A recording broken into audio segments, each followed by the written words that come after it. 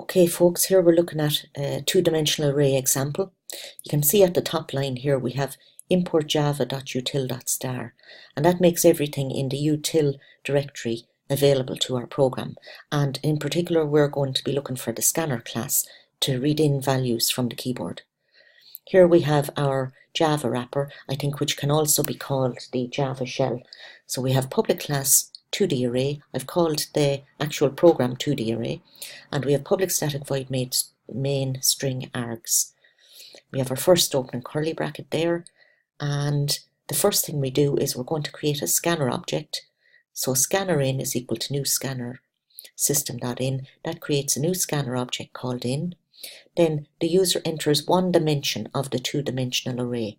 So this line here displays out the message enter array size, and we're only entering one dimension of it. And then we're going to read in the value into the integer variable called size. We're using our scanner object called in, and we're using nextInt to read in the value. So now there's a value in size. Say the user put in 2, that's stored in size. Then we're going to display out the message array is 2 by 2, and then we're going to actually create the 2D array. So this is our array declaration. So here we're declaring our array, and we're saying it's an array of integers of size by size, which we can say is 2 by 2. So that's grand. We have our array declared. The next thing is we need to fill it.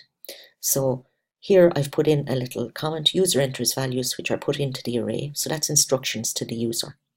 So the instruction is enter 4 integer values, 1 per line, and that's all on the one line.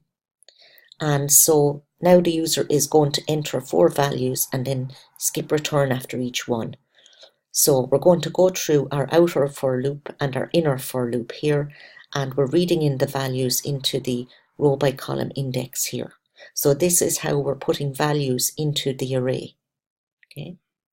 So once we've done this, we will come out of these 2 for loops, and we will come down here to print the original array.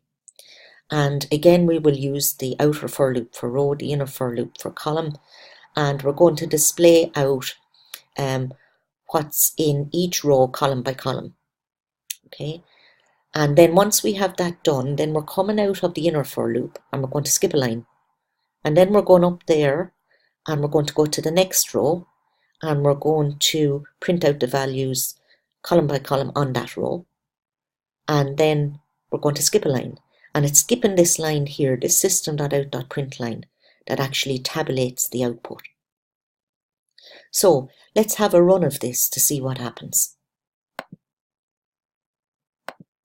Okay, you can see down here in the console, enter array size. So if I put in 2 and hit return, I get array is 2 by 2. And then I'm asked enter 4 integer values, 1 per line.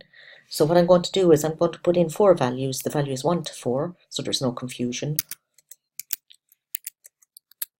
And then I'm going to hit return.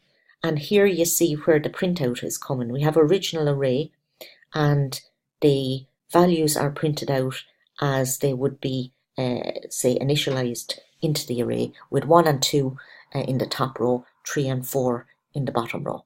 Okay, and that's how the program runs.